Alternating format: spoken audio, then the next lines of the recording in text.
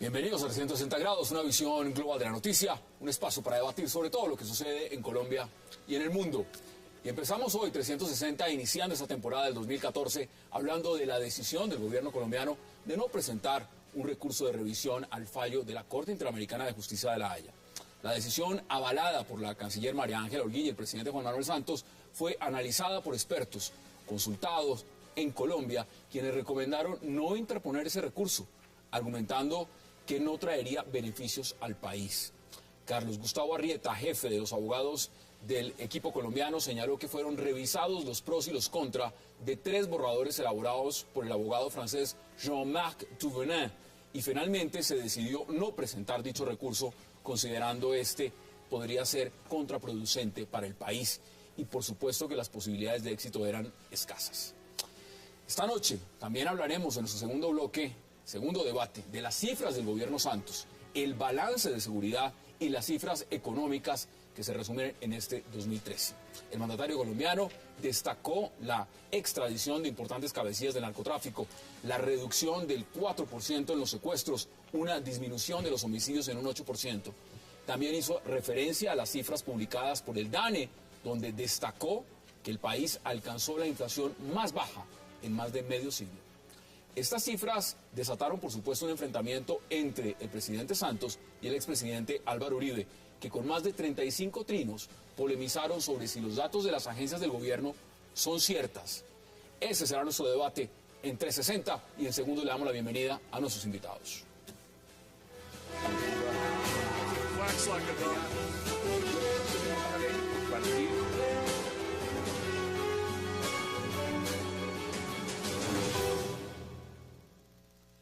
Y qué placer darle la bienvenida esta noche a 360 a la doctora Clara López Obregón, a Rafael Guarín, a Miguel Ceballos y a Jairo Libreros y también a Carlos Gustavo Arrieta. Qué placer darles la bienvenida en este nuestro primer programa del 2014 y qué gusto que estén con nosotros. Muchas gracias. Empezando por el tema de San Andrés, que es lo que vamos a debatir al principio, quiero de inmediato saludar a Carlos Gustavo Arrieta. Doctor Arrieta, qué gusto y gracias por aceptar la invitación. Bueno, vamos a tratar de volver a hacer contacto. Doctora Clara, qué gusto. Muy buenas noches, Hassan.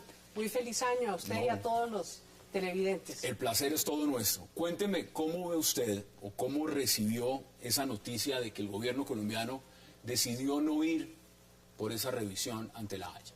Bueno, yo me sorprendí muchísimo, en primer lugar, porque nadie se explica que digan es que no nos iba a causar ningún beneficio cuando ha resultado tan imprevisible todo lo que tiene que ver con el Tribunal de Justicia de La Haya.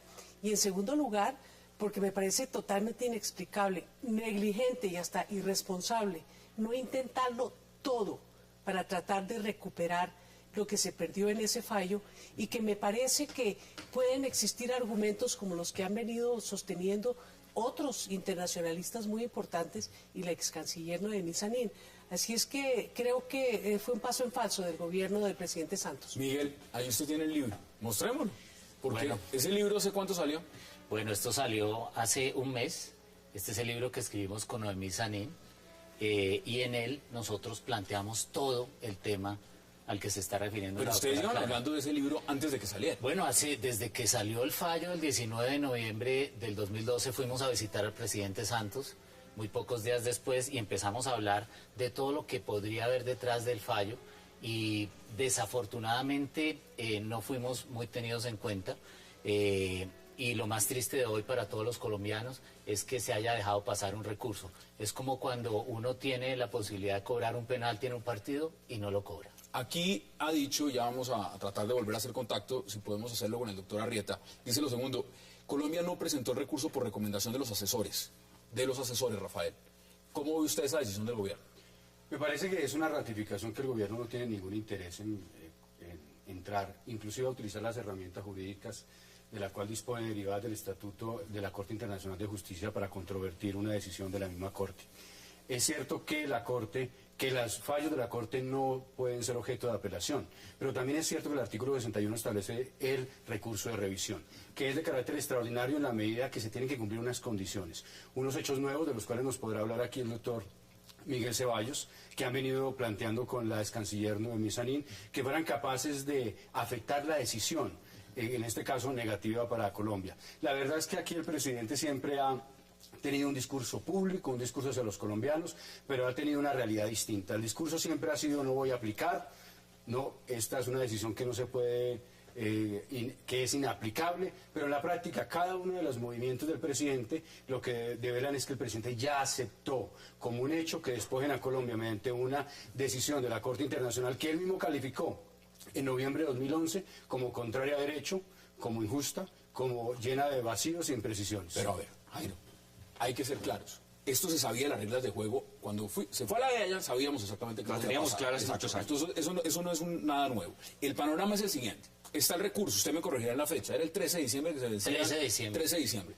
¿Ese recurso se debió presentar, sí o no? Yo creo que se tenía que haber presentado por los diferentes motivos que se han establecido en la mesa, pero de manera particular por algo que creo que es muy importante.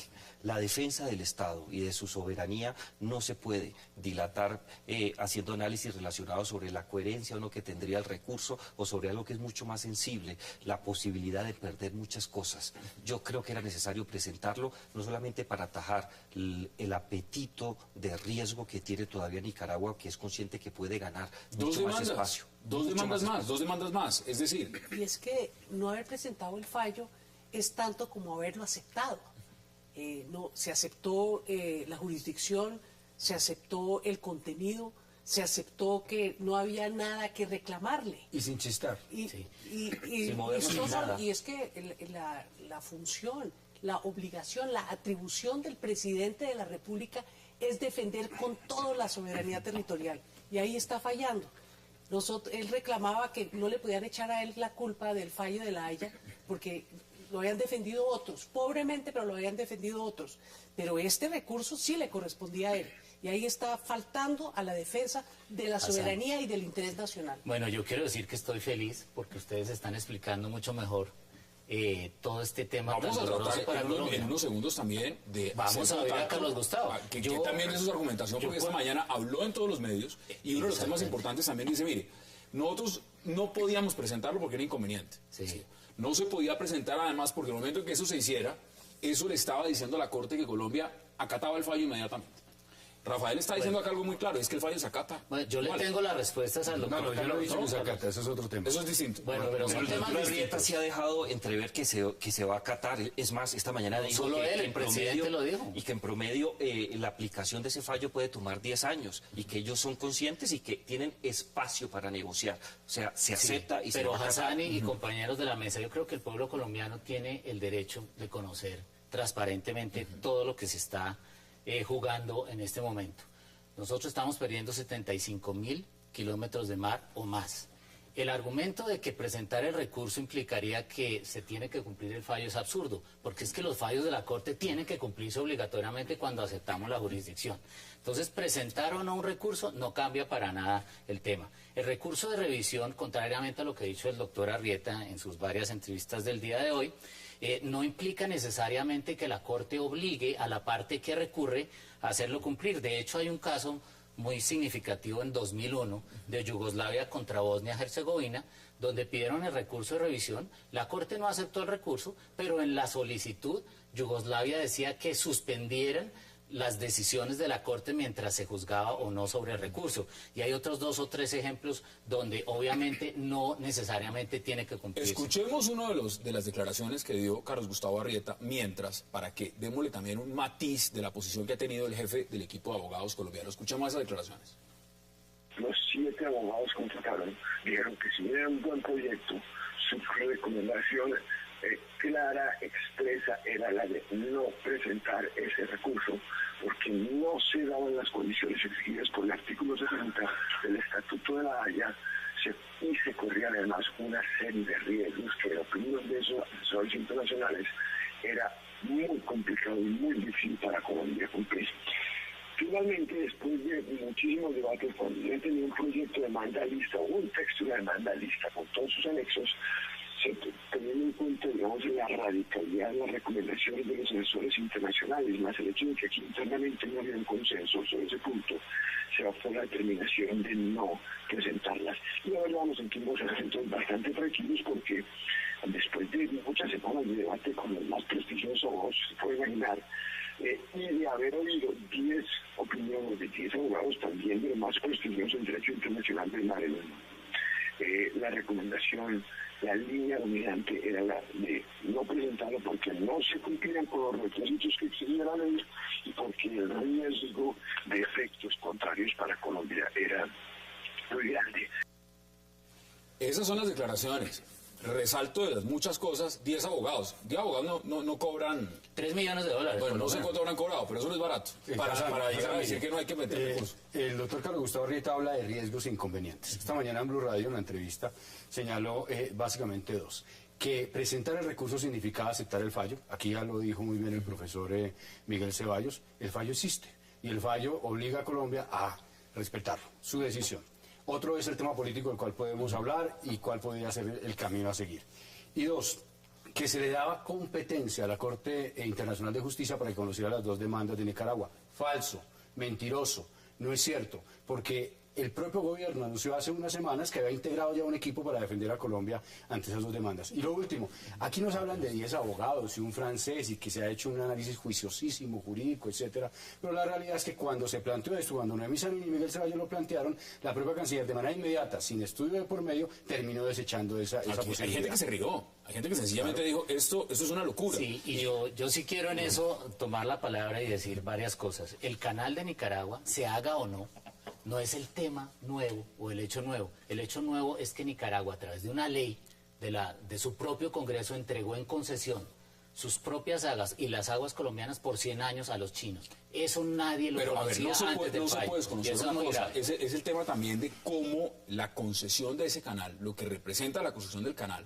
significa también el ampliaje de lo que puede entrar y las millas que se necesitan para ese territorio. Yo les puedo explicar eso. Y con una afectación de la soberanía territorial, porque chinos, rusos están interesados en tener movilidad y garantías de monitoreo, supervisión y defensa nacional. Y no podrían hacer eso. De hecho, los patrullajes rusos y chinos ya van a comenzar. Pero lo más grave desde la óptica colombiana es que siguen dejando en la vera del camino a la población raizal, que tiene derechos, y que con este nuevo hecho de la concesión del canal, que amplía la utilización de esas aguas, que incluye las que han tenido tradicionalmente como su territorio la población raizal de San Andrés y Providencia, les damnifica, por decirlo de una manera, peor no haber intentado la revisión del fallo, porque en la revisión del fallo lo mínimo que se hubiera reconocido internacionalmente son los derechos de las poblaciones raizales. Pero, doctora Clara, es que yo creo que también hay una posición claudicante del gobierno nacional.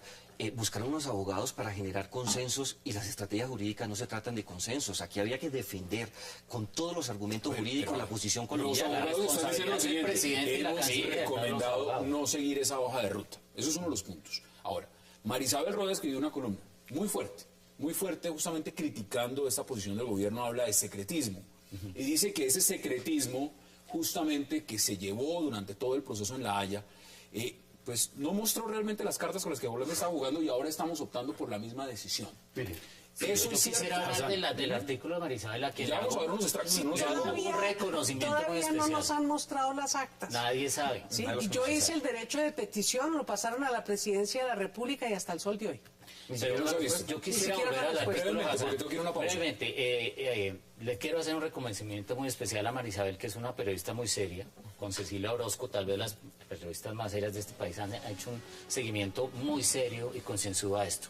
El tema es que ella critica que Carlos Gustavo Arrieta esté hablando de un refrito acerca de la nueva demanda de Nicaragua, y tenemos que tener claridad de que esa nueva demanda no es una nueva demanda.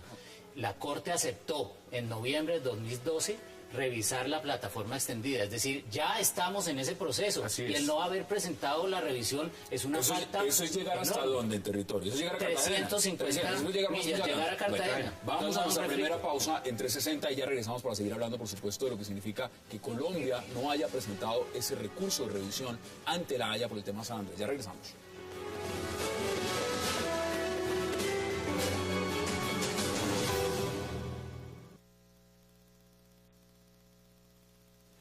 Es cierto que la defensa del interés nacional implica confidencialidad, pero una discreción necesaria hemos pasado a un secretismo absoluto. Lo único que ha dicho la canciller en Caracol es que el recurso no se presentó porque habría implicado poner en riesgo la defensa de Colombia frente a las 2 nuevas demandas de Nicaragua. Por ese secretismo ya perdimos 75.000 kilómetros de mar Caribe y todavía no sabemos bien por qué. Y ahora resulta que Nicaragua pretende ampliar su plataforma continental hasta las narices de Cartagena. Y el abogado Arrieta sale a decir que tranquilos todos, que esto solamente es un refrito. Aunque fuera cierto que teníamos posibilidades de perder, habríamos logrado imponerle a Nicaragua una limitación de rutas de navegación y obligarla a ratificar algunos tratados ambientales para proteger el Seaflower y a nuestros pescadores. Pero además, necesariamente la Corte de la Haya tendría que haber aceptado ir a otros países, como Panamá, Honduras y Costa Rica, a los que jamás dejarán pronunciarse en este pleito, a pesar de que el fallo contra Colombia, si bien no les altera la extensión de sus fronteras, sí les impone un cambio de vecinos. Esos son extractos, y regresamos a 360, de esa columna, Rafael.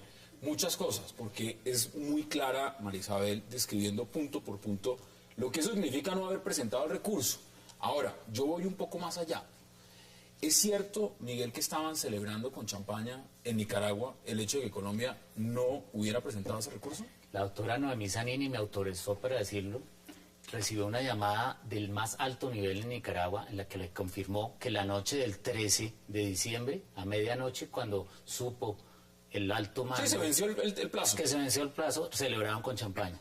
Eso quiere decir que la revisión les hubiera podido afectar profundamente. Es que, por supuesto que no puede haber ningún perjuicio para Colombia ni ningún riesgo de presentar un recurso para defender los derechos del país. Aquí lo que pasa es que ya hay una posición política tomada desde hace mucho tiempo.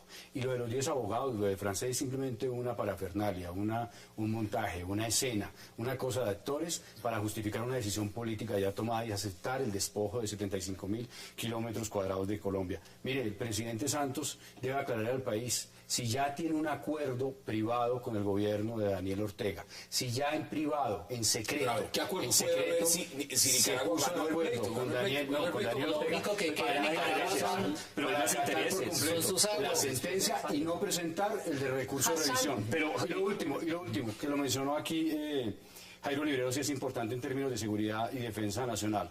El gobierno dice que no se le aplica el fallo, pero el fallo lo está aplicando ya Nicaragua y Estados Unidos, que está patrullando ya desde el año pasado, lo dijo la embajadora, en noviembre pasado, conjuntamente con Nicaragua, en el tema antinarcóticos. Igual está pasando con Rusia y hasta China. Bueno, le sumo otra persona. En estos momentos estamos adelantando un proceso de negociación en La Habana con las FARC. La posición norteamericana es vital y Estados Unidos ya se muestra interesado en la construcción y de manera particular en tener la oportunidad que va a ser de mucho más ampliado. pero también sus naves y una cuarta flota especialmente ubicada en ese sitio para controlar las actividades de Nicaragua, de Rusia, de China. Estados Unidos también tiene que estar negociando algún tema con Colombia sobre ese particular. Y Hassan, ¿usted no ha visto esa coincidencia tan extraña de que se le haya enredado la ampliación del canal de Panamá? Justamente esa es una coincidencia geoestratégica. Y aparece Aquí preciso el canal de Nicaragua. Y aparece no solo preciso el canal de Nicaragua, sino todos estos intereses de de todas las grandes potencias en un sector donde resulta problemática la pretensión de Colombia que se ha debido defender en el recurso de revisión. Pero, como ustedes lo plantean, es decir, aquí no solamente es un tema de negligencia, es que nos quedamos solos. No, es que hay una decisión política. Nos estamos quedando solos porque empezamos a jugar solamente a lo político y no jugamos a lo geopolítico. Y yo quiero también dejar una cosa muy clara. El doctor Arrieta y muchos internacionalistas equivocadamente dicen que después de las 12 millas del mar territorial se habla de aguas internacionales. Hassan y colombianos, aguas internacionales en el derecho internacional no existe. La palabra es alta mar y es después de las 200 millas. Lo que hay entre el mar territorial y la zona económica exclusiva fue lo que nos quitaron. Y esas son las zonas que ha venido patrullando nuestra Armada con gran sacrificio durante años. Y en este momento, como dicen bien ustedes, hay una ley de Nicaragua que le aprobó desde el 1 de enero hasta junio de este año, concreta la nueva, a los rusos y a los norteamericanos patrullar. Ellos ya están aplicando el fallo. Sin esta decisión, como eso está planteado, doctora Clarice, se pregunta también a Rafael, los chinos desembolsarían 40 billones de dólares para la construcción de un canal, que puede costar muchísimo más. Es decir, eso sería innecesario. No, es que hoy hay una información en el Nuevo Siglo que el canciller de Nicaragua anuncia que durante este año van a terminar de hacer los estudios de factibilidad y que la construcción inicia en el 2015. Eso es irreversible. Es inminente. Eso es inminente. Y yo diría que el único refrito que hay aquí es el refrito de la mala defensa de la soberanía territorial colombiana. ¿Cuánto llevamos en ese refrito? Bueno, porque veamos en periodos. Pues O sea, es que mírelo, fuimos a la Haya y aceptamos por conducta concluyente con la presencia del ex canciller Guillermo Fernández en ese momento. No. Julio Londoño. Julio Londoño, que recuérdense que hay ahí una cláusula en la Corte, en el reglamento de la Corte, que cuando se trata de límites tiene que haber la concurrencia de la voluntad de las dos partes. Así es. Y entonces esa concurrencia se dio porque el coronel Londoño aceptó lo que nos dijo hoy el doctor Arrieta, que han aceptado para la demanda de Nicaragua. Error tras error. Entonces, desde el 86. Porque están aceptando la jurisdicción sin pataleo alguno. En segundo lugar, en el gobierno del presidente Álvaro Uribe no se presentó una contrademanda, no se hizo una defensa suficientemente agresiva en un tribunal donde se sabe que siempre se falla por equidad. Y cuando se dice que se falla por equidad es el que peca y reza empata, dividen por pedazos. Y ahora no aplicamos el recurso de revisión. Y ahora no aplicamos la única defensa que nos quedaba, que era el recurso de revisión. Yo creo que hay negligencia, hay incompetencia, hay una falta de amor por el territorio y por la patria colombiana, en el sentido profundo de esas palabras. Es que uno hace lo indecible por defender lo propio, y eso no es lo que uno ve aquí. Un poco, Jairo, lo que dice Rafael, y es una política. O sea, Rafael dice, esto es una política. ¿Puede uno decir eso realmente y pensar que el gobierno va a tomar una decisión que al final de cuentas va a perjudicar el interés nacional? Eso sería absurdo. Yo creo que sí. Es impensable, pero en el mundo de la política se pueden tomar decisiones con base en diferentes intereses. Y yo creo que en estos momentos el tema del presidente Juan Manuel Santos no gira en torno de recuperar algo que ha sido históricamente nuestro. Está más preocupado en enviar un mensaje diferente a la sociedad internacional, tener una buena negociación con el gobierno norteamericano y con otros gobiernos sobre algo que ya perdimos y de manera particular centrar toda su atención en el tema del proceso de paz. Yo diría que en la reelección. Ese es el el punto que toca Jairo, ojalá fuera el proceso de paz. Ahí es donde está la bisagra. Nos vamos a quedar sin mar y sin paz. ¿Qué es lo que ocurre acá? No es solamente Daniel Ortega, es el bloque del ALBA.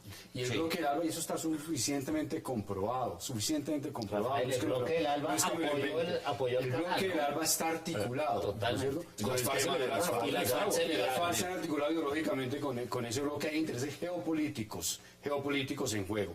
Por supuesto que para el presidente Santos, que está obsesionado con el tema del proceso de La Habana y confirmar con las FARC a cualquier precio, si tiene que someter los intereses de Colombia en un debate internacional por el mar colombiano, lo hace. Es lo que está pasando. Pues no podemos perder nuestras aguas a costa de un proceso electoral. Eso no tendría perdón. Pero creo que va a ocurrir porque Santos no va a cambiar eso. Porque es que el presidente Santos le tiene pavor a hablar del tema de Nicaragua en las elecciones. Entonces ya estamos en elecciones. Creo que lo que le salió el tiro por la culata. Pensó que calladamente no presentaban el recurso de revisión y que eso no iba a ser un tema electoral, y creo que se ha convertido en la bomba atómica del tema electoral. Yo creo que ellos ni siquiera, el gobierno del presidente Santos, tuvo en cuenta esta variable de perder o por lo menos tener un fallo adverso. Yo creo que en medio de la soberbia de ciertos mandatarios, que ha sido histórica en el caso colombiano, creo que es evidente que estamos con la misma soberbia, porque si vamos a decir que vamos a ganar la nueva demanda de la plataforma, y no veo cómo la vamos a ganar. Pero a ver, si llegan las oportunidades como un recurso, que es un mecanismo legal que se da, no se usa, ¿qué antecedentes se está dando también? Pero además hay otra cosa, mire, esto no tiene una salida ya en derecho, y esto suena muy duro, pero la política internacional es una política de intereses y basada en el poder nacional. El derecho internacional finalmente lo aceptan los países que tienen que aceptarlo, los países débiles.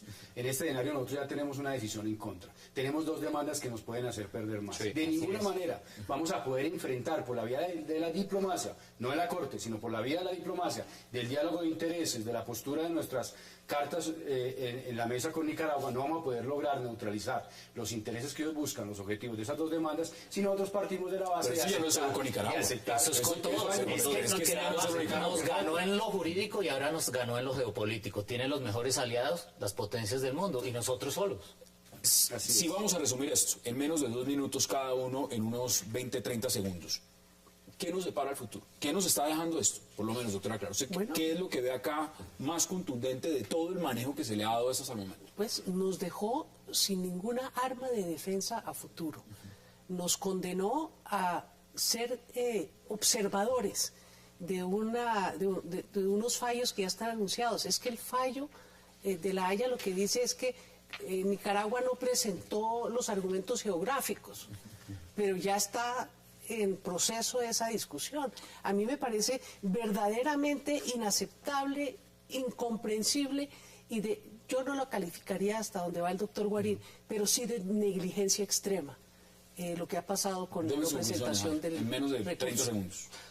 Yo creo que lo que nos depara en el futuro es perder más espacio, no solamente desde el punto de vista Esto no es solo perder parte del Caribe. No, eso es perder una posición geoestratégica, ser conscientes que nosotros no tenemos la capacidad histórica de los grandes abogados. Se considera que Colombia era un país de juristas que tenían la capacidad de adelantar procesos judiciales para garantizar los intereses nacionales. Yo creo que aquí cerramos un capítulo en el caso colombiano porque perdemos posición geoestratégica, perdemos aliados, tenemos una posición disminuida desde soberanía el punto de en vista, territorio. Sí, y además con Estados Unidos, porque creo que cada día nos damos más cuenta que no tenemos los aliados necesarios para poder garantizar nuestros intereses estratégicos. ¿Qué concluye usted? Que concluyo yo que Nicaragua no se va a detener. Nicaragua por más. Va por más. Este mes, y para que se acuerden de lo que estoy diciendo, el Congreso de Nicaragua aprobará en última legislatura la inclusión del fallo de La Haya en su constitución, y también va a incluir con estatus constitucional el canal interoceánico. Si hubiésemos presentado el recurso de revisión, al menos no hubiéramos permitido que la Asamblea de Nicaragua introdujera dentro de la Constitución los fallos, y eso no tiene perdón. Nosotros vamos a ver una Nicaragua que va a seguir actuando jurídica No, y se le sigue dando el políticamente. espacio. Como se dice popularmente, Daniel Ortega le dio sopa y seco al aristócrata bogotano de Juan Manuel Santos. Ese hombre en Nicaragua que miraban con desprecio, las oligarquías bogotanas le está dando sopa y seco. Y no era ningún cuento chino. Vamos a la pausa porque regresamos más a hablar de amigo del unas cifras del gobierno que por supuesto es importante analizar. Ya regresamos en 360.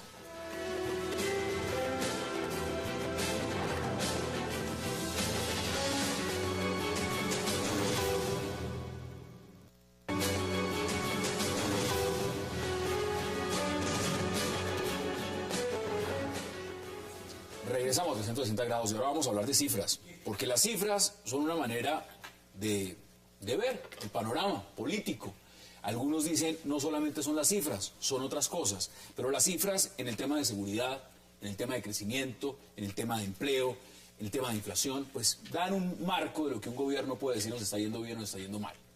Rafael, ¿usted cómo ve? Y aprovecho que usted fue viceministro de Defensa y que aquí hay una analista experto, los mejores en Latinoamérica en el tema de seguridad. ¿Cómo ve las cifras de seguridad? Mire, hablemos sobre hechos y hablemos sobre fuentes oficiales para quitarle a esto pasión política. Aquí hay una controversia, el presidente Santos ha presentado unas cifras por Twitter, son cifras oficiales porque es en la cuenta oficial de la Presidencia de la República, pero resulta que esas cifras no coinciden de ninguna manera con las cifras oficiales presentadas por el Ministerio de Defensa y que aparecen en su último boletín del mes de octubre y están en su página web. Primera pregunta, ¿por qué no coinciden? Y entonces comenzamos a mirar... ¿Porque se cruzan? No. Homicidio, por ejemplo. El Ministerio de Defensa informó que a 2012, y esto es cifra de octubre, 10 meses después, confirmada, 15.038 homicidios en 2012. El presidente Santos dice, hay una gran reducción de 8% en cifras de homicidio. Obviamente está mostrando resultados en medio de una campaña electoral. Pero ¿de dónde sale ese 8%? Porque según el Twitter, el presidente Santos considera que en 2012 no fueron 15.038 homicidios, Miguel, sino 16.033. Es decir, el presidente Santos infló en 995 muertos las estadísticas para poder decir que hay una reducción de 8%. Y así son las demás cifras. ¿Usted está de acuerdo? ¿Usted sí le cree las cifras? Yo le creo las cifras y no estoy de acuerdo con Rafael por varios motivos, y le voy a decir por qué. La forma en la cual se evalúan los sistemas de información ya está inventado. Existen 4 formas de evaluarlo. Yo mido la confidencial, la la exactitud de la información, la confiabilidad de la fuente, la consistencia de las bases de datos y la calidad de los sistemas estadísticos. El tema de las bases de datos está estandarizado. Rafael, existe desde Naciones Unidas instrucciones especiales estandarizadas. Las cifras se tienen que revisar en promedio 2 veces al año. Indudablemente una persona puede entrar a una clínica con un disparo y muy seguramente, como lo dice el CIETCO, que es el sistema de policía colombiano, se registra como una lesión. Pero si muere, se tiene que cambiar inmediatamente el registro. Desaparece la lesión. Esas mediciones... solamente un dato para poner en contexto, porque esto antes que un debate es poner en conocimiento. Uy, yo sí me recuerdo esos debates cuando yo era secretaria de gobierno de Bogotá. Dos cosas. La cifra, dos cosas. nunca Primero, nadie está de acuerdo. La cifra de 15.038 a 2012, de 2012, es ratificada 31 de octubre de 2013, es decir, 10 meses después. ¿Qué quiere decir? Que la revisión que tú mencionas 1 o 2 veces ya se había efectuado. Segundo, y esto es importante resaltarlo, si se aumentó en 995 casos, como lo hace el presidente Santos, la cifra de 2012, suponiendo que esa versión, aceptando esa hipótesis, significa que la cifra que nosotros tenemos hoy tampoco es la cifra y que potencialmente podría aumentar en otros 995 casos o algo menos, o algo más. Lo cierto es que cualquiera que sea la opción, no es verdad la cifra y no es la revisión. Pero mire, yo le quiero decir una cosa. Aquí nos podemos sentar a discutir la cifra de homicidio. Nosotros teníamos para Bogotá, solamente no para todo el país, una comisión integrada por Secretaría de Salud, Secretaría de Gobierno, Policía, Fiscalía y Medicina Legal, claro, solamente para ponernos de acuerdo en los conceptos y después en el tema de las cifras. Y todo eso tenía sus demoras. Yo lo que le quiero decir, Hassan, es que esta discusión de las cifras entre el presidente Santos y el expresidente Uribe tiene otra finalidad. ¿Cuál es? Es la de los falsos positivos mediáticos, porque estamos en campaña electoral.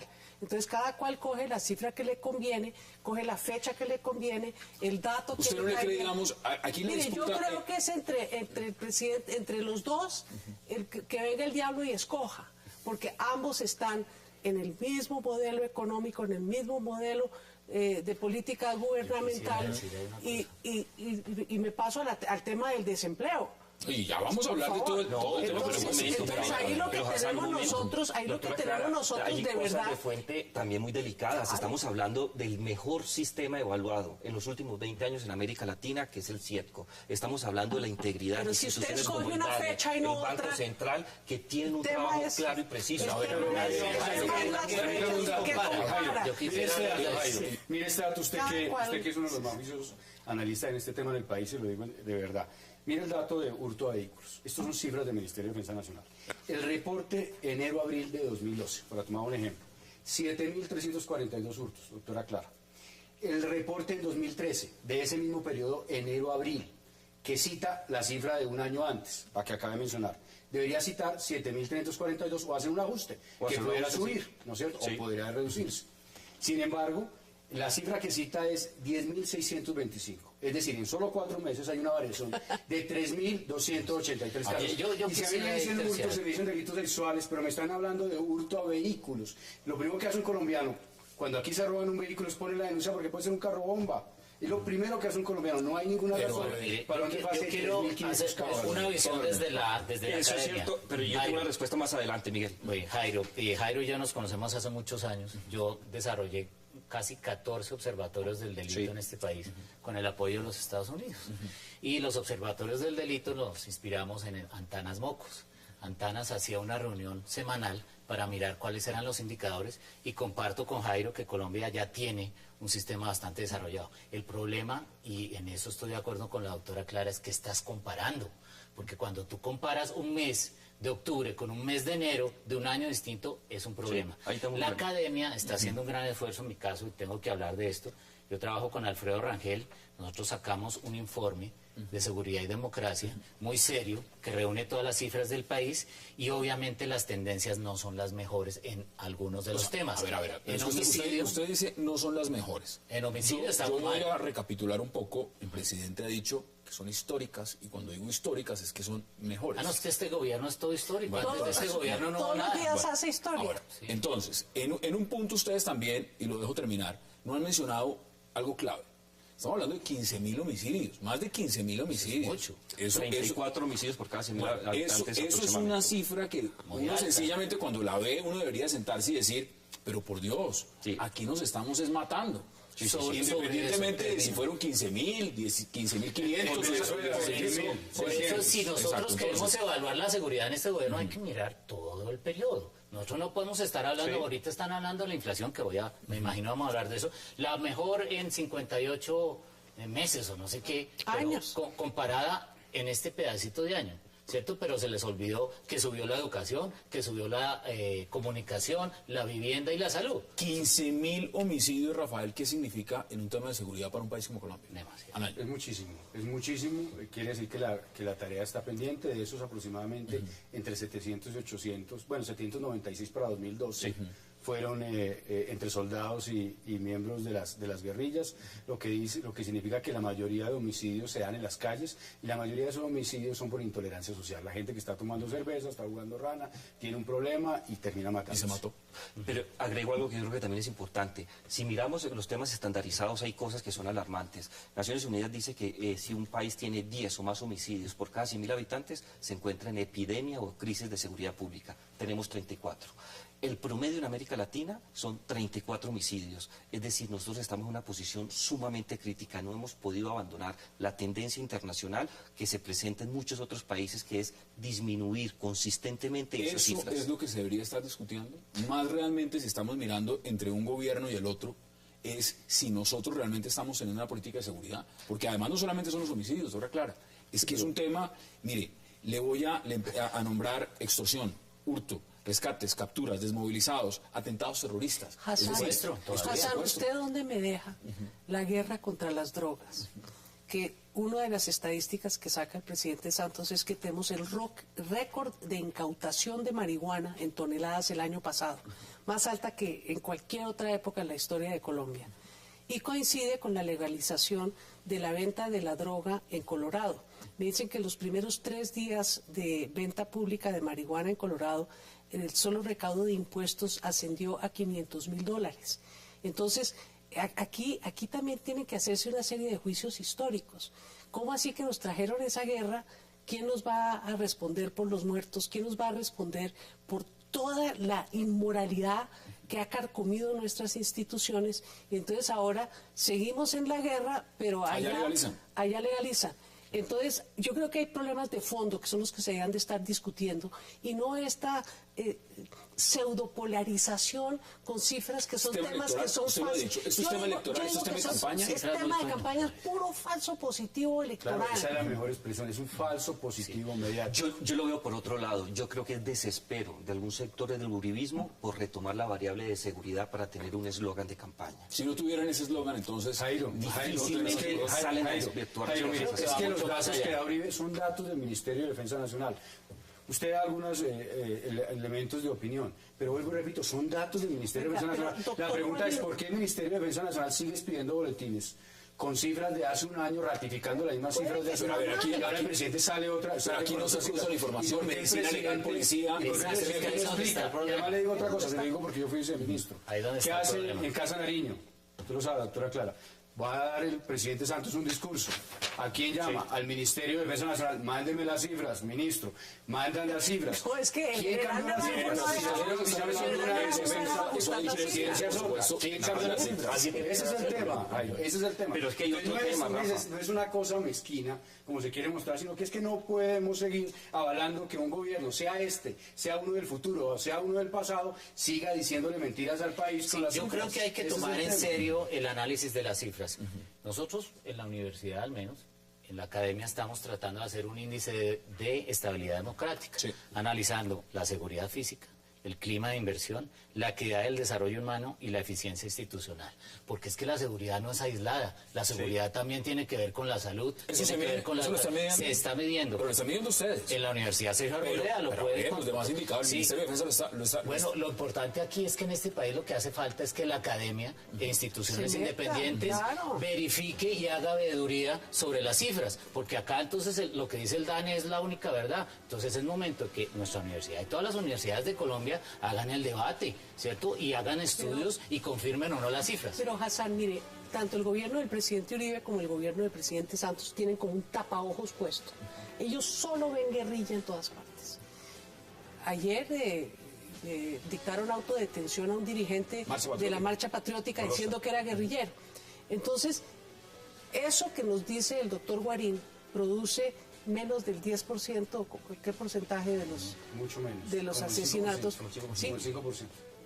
Mire qué fijación tan impresionante. No hay poder humano que le quite a la fuerza pública esa prioridad y han dejado de verdad muy descuidado todos los otros temas de seguridad que implican, pues es mucho más complejo, es mucho. Yo creo que ir a cazar, a soltarle una cantidad de bombas con la intervención de la CIA a unos señores que están ahí sentados y no saben qué les va a caer del cielo es mucho más fácil pero que meterse en la dura. ¿no? Sí, pero es que eso no es un combate. Tengo que ir a la pausa, porque también quiero que analicemos cifras del DANE en economía y lo demás. Vamos a la pausa en 360 y ya regresamos.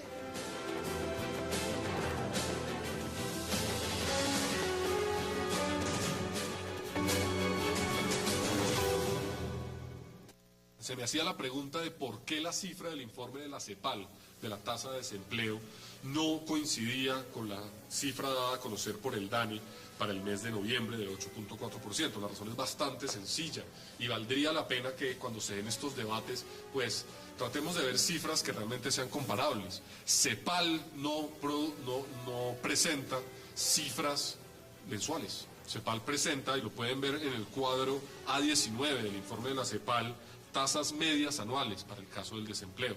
Siempre el gobierno ha sido explícito en que la tasa que hablamos recientemente fue la tasa de desempleo para el mes de noviembre, al corte del mes de noviembre. Bueno, regresamos a 360 y ahí está, por supuesto, también desde el Ministerio de Hacienda mirando otra perspectiva. Ahora, ¿cómo ve el tema de empleo? ¿Cómo Mire, estamos es que a nosotros nos están tratando de convencer que la informalidad, que el rebusque es empleo. Entonces, bajo esas condiciones, pues la estadística del DANE está bien, porque la pregunta que hace el encuestador para saber cuánto desempleo hay, cuánta ocupación hay, es, ¿usted tuvo ocupación durante 1 hora durante los últimos 8 días? Si la respuesta es sí, incluso en el caso de 1 hora no remunerada, usted es ocupado. Entonces, así... Así todo el mundo está empleado. Así todo el mundo está empleado, hasta el que le fue a pagar el recibo de la luz a la mamá está empleado. Entonces eso no es serio. A mí me parece que nosotros tenemos que abordar el tema. ¿Hay que creer al DANE? Yo le creo al DANE, porque es que los parámetros que ellos han puesto es para podernos decir, para tratar de convencernos que no hay desempleo. Pero si todas las encuestas que le hacen a la ciudadanía, todas las encuestadoras ponen el tema del empleo como la principal preocupación de la gente.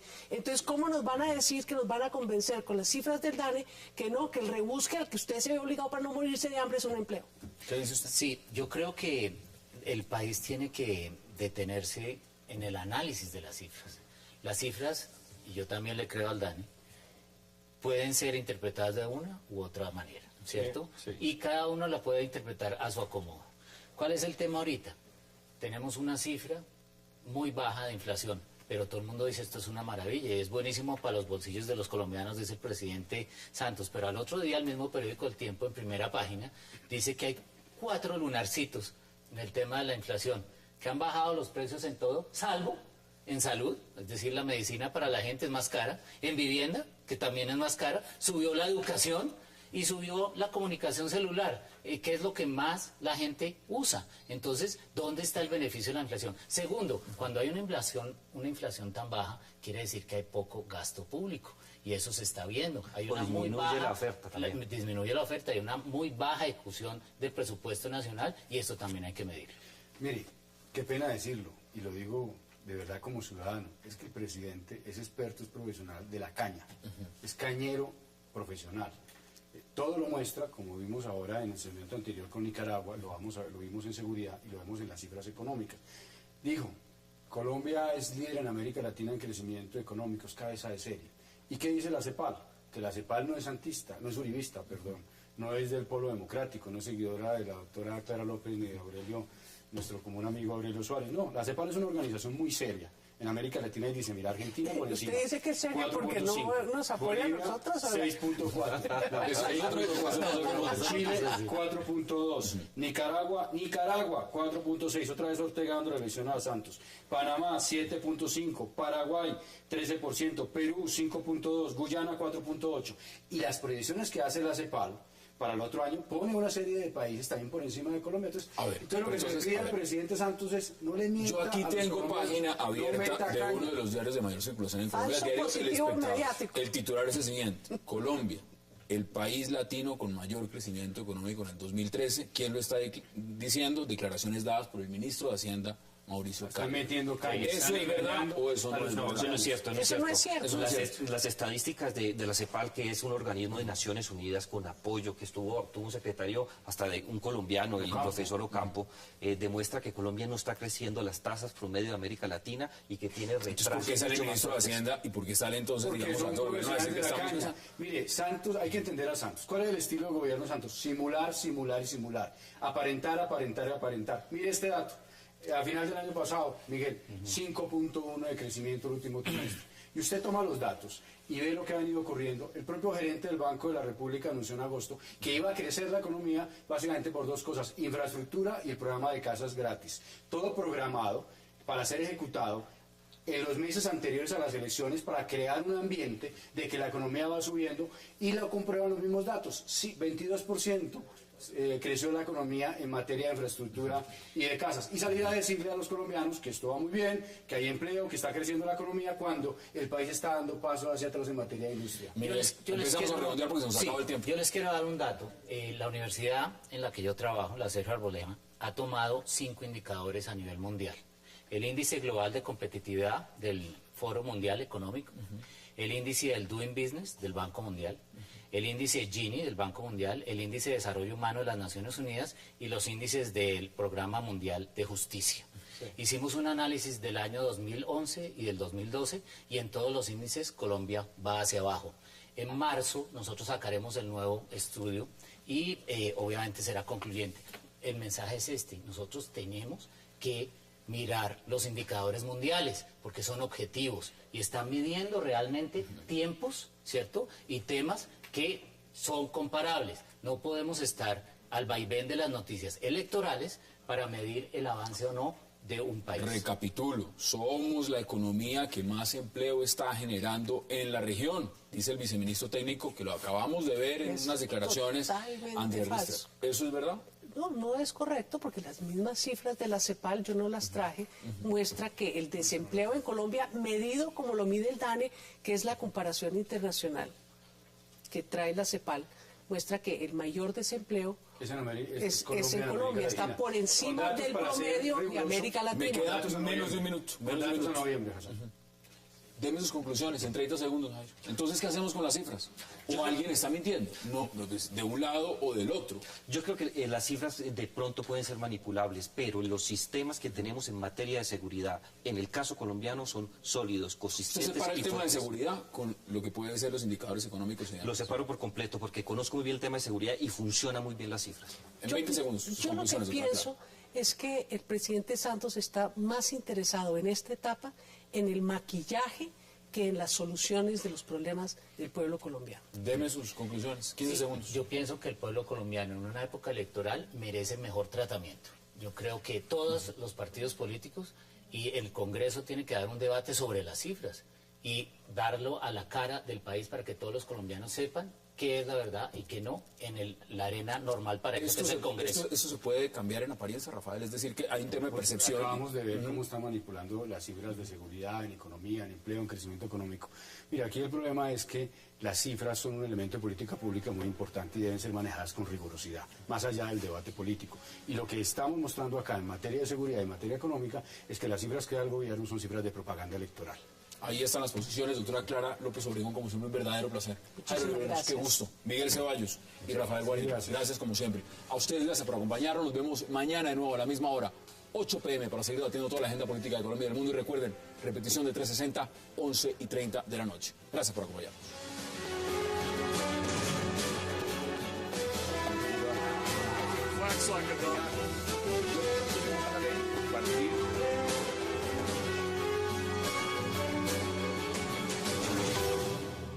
aceptado.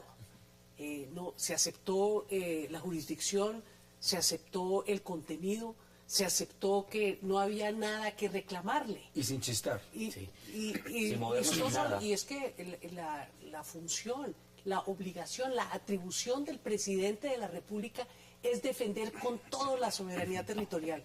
Y ahí está fallando. Él reclamaba que no le podían echar a él la culpa del fallo de La Haya, porque lo habían defendido otros, pobremente, pero lo habían defendido otros. Pero este recurso sí le correspondía a él. Y ahí está faltando a la defensa de la soberanía y del interés nacional. Bueno, yo quiero decir que estoy feliz porque ustedes están explicando mucho mejor todo este tema. Vamos a tan doloroso tratar para Colombia. en unos segundos también de Vamos a hacer ver a contacto, Carlos Gustavo. que también es su argumentación, porque esta mañana habló en todos los medios y uno de los temas importantes también dice, mire, nosotros no podíamos presentarlo porque era inconveniente. Sí. No se podía presentar además porque en el momento en que eso se hiciera, eso le estaba diciendo a la Corte que Colombia acataba el fallo inmediatamente. Rafael está diciendo acá algo muy claro, es que el fallo se acata. Bueno, yo le tengo las respuestas al doctor. No, yo no he dicho que se acata, eso es otro tema. Eso es distinto. Bueno, pero son El temas doctor Arrieta distintos. sí ha dejado entrever que se va a acatar. Es más, esta mañana dijo solo que él, el en presidente lo dijo. Y que en promedio la aplicación de ese fallo puede tomar 10 años y que ellos son conscientes y que tienen espacio para negociar. O sea, se acepta y pero se va a acatar. Hassani y compañeros de la mesa, yo creo que el pueblo colombiano tiene el derecho de conocer transparentemente todo lo que se está jugando en este momento. Nosotros estamos perdiendo 75.000 kilómetros de mar o más. El argumento de que presenta Estas cifras desataron, por supuesto, un enfrentamiento entre el presidente Santos y el expresidente Álvaro Uribe, que con más de 35 trinos polemizaron sobre si los datos de las agencias del gobierno son ciertas. Ese será nuestro debate en 360 y en segundo le damos la bienvenida a nuestros invitados.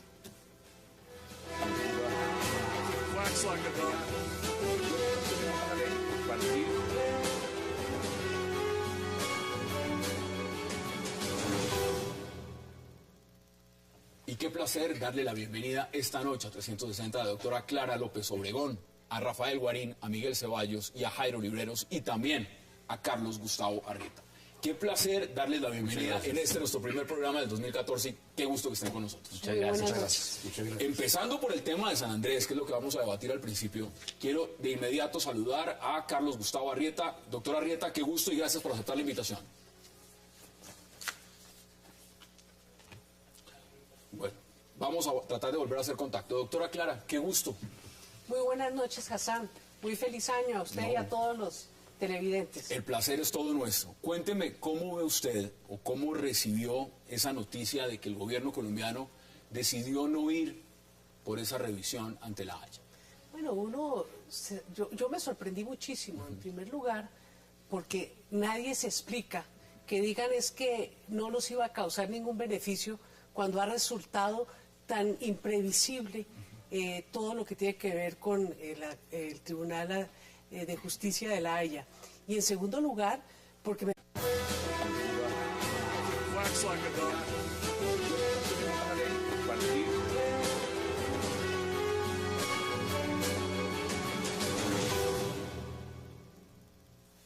Bienvenidos a 360 grados, una visión global de la noticia, un espacio para debatir sobre todo lo que sucede en Colombia y en el mundo. Y empezamos hoy 360 iniciando esta temporada del 2014 hablando de la decisión del gobierno colombiano de no presentar un recurso de revisión al fallo de la Corte Interamericana de Justicia de La Haya. La decisión avalada por la canciller María Ángela Holguín y el presidente Juan Manuel Santos fue analizada por expertos consultados en Colombia, quienes recomendaron no interponer ese recurso, argumentando que no traería beneficios al país.